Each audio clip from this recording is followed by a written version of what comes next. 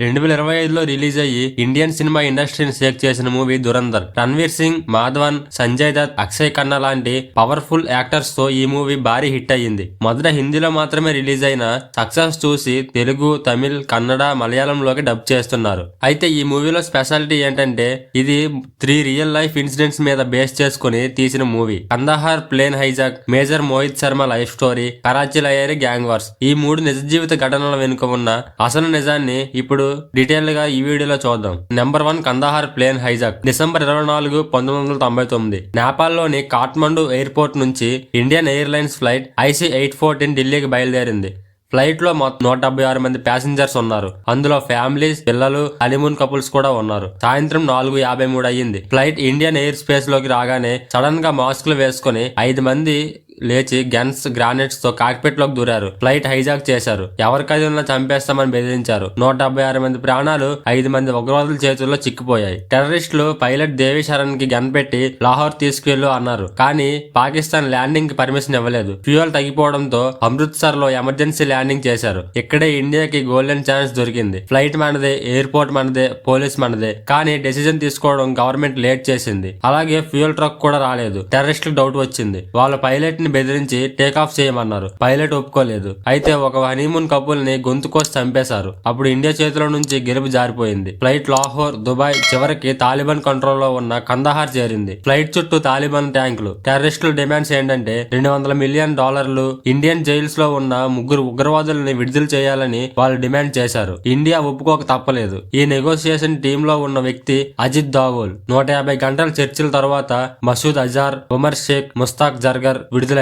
December 31, 1999 ప్రపంచం new year celebrate చేసుకుంటుంటే India తన తల వంచింది. ప్యాసింజర్స్ బతికారు కానీ ఇండియా ఆత్మగౌరవం కందహార్ లోనే మిగిలిపోయింది. ఇప్పుడు major Mohit Sharma life story తెలుసుకుందాం. 2001 పార్లమెంట్ అటాక్, 2019 పుల్వామా అటాక్, ఇవన్నీ మనకి ఒక విషయం నేర్పాయి. డిఫెన్స్ సరిపోదు, ప్రీఎంప్టివ్ అటాక్ కావాలి అని. ఈ స్ట్రాటజీని స్ట్రాంగ్ గా అమలు చేసిన వ్యక్తి అజిత్ దోవల్. 2004 కాశ్మీర్, హిజ్బుల్ ముజాహిద్దీన్ ఉగ్రవాద సంస్థ యాక్టివ్ అయ్యింది. అప్పుడు రంగంలోకి దిగిన వ్యక్తి మేజర్ మోహిత్ శర్మ. దురంధర్ మూవీలో రణ్వీర్ సింగ్ ఈ క్యారెక్టర్ ని ప్లే చేశారు. మోహిత్ శర్మ పేరు మార్చుకున్నాడు.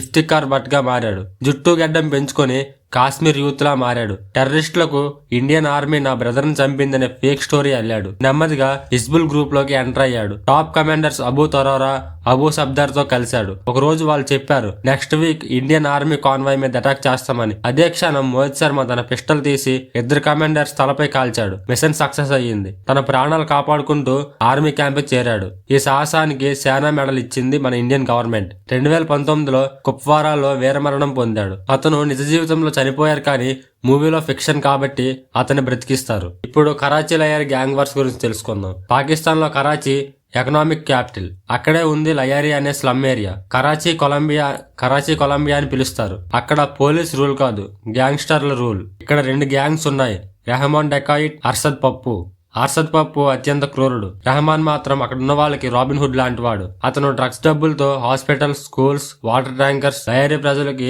అన్ని సదుపాయాలు అక్కడున్న ప్రజలకు అందించేవాడు. లయరీ ప్రజలకు అతను ఒక దేవుడు, కానీ శత్రువులకు రాక్షసుడు. 2009లో పాకిస్తాన్ ప్రభుత్వం రెహమాన్ టార్గెట్ చేసింది. ఈ పని అప్పగించిన వ్యక్తి చౌదరి అస్సలాం ఖాన్. మూవీలో సంజయ్ దత్ ఈ క్యారెక్టర్ ని ప్లే చేశారు. ఆగస్టు 9, 2009 ఒక ఎన్కౌంటర్ లో రెహమాన్ చనిపోయాడు. తర్వాత 2014లో 200 కేజీల బాంబ్ బ్లాస్ట్ లో అస్సలాం ఖాన్ కూడా చనిపోయాడు. ఇప్పుడు మూవీ అండ్ రియాలిటీని కంపేర్ చేద్దాం. రణ్వీర్ సింగ్ రెహమాన్ గ్యాంగ్ లోకి వెళ్లి ఇండియా మీద అటాక్స్ ఇన్ఫర్మేషన్ పంపిస్తాడు. ముంబై అటాక్స్ కు రెహమాన్ ఇన్వాల్వ్ అని చూపిస్తారు. కానీ రియల్ లైఫ్ లో దీనికి క్లియర్ ఎవిడెన్స్ లేదు. ఇది మూవీ కోసం క్రియేట్ చేసిన ఫిక్షన్. ఇదే దురంధర్ మూవీ వెనుకున్న అసలు నిజం. వీడియో నచ్చితే లైక్ చేసి మీ ఫ్రెండ్స్ కి షేర్ చేయండి. అలాగే ఇలాంటి ఇంట్రెస్టింగ్ టాపిక్స్ కోసం, అలాగే రియల్ స్టోరీస్ కోసం మన ఛానల్ సబ్స్క్రైబ్ చేసుకోండి. Thank you.